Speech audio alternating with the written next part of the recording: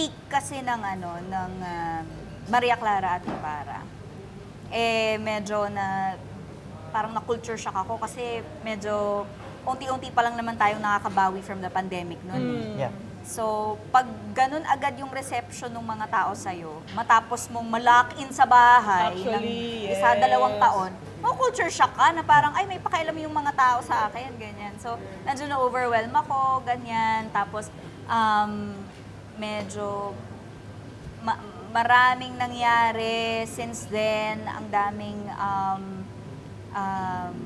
daming trabaho, thankfully, pero syempre kakibat nun, syempre maraming mga nasasabi yung tao, Pressures, maraming yeah. expectations yung tao, Tama. maraming inaabangan, ganyan. So ngayon, I'm just really happy na I've reached this point in my career na, kasi luxury sa atin na magkaroon ng quiet time. Free time. Yeah. 'Di ba? Na parang ngayon, nakikita na lang ako ng mga tao pag tumatakbo ko sa Ayala, ganyan. Pero parang after nun, di na nila alam kung ano nangyayari sa buhay ko.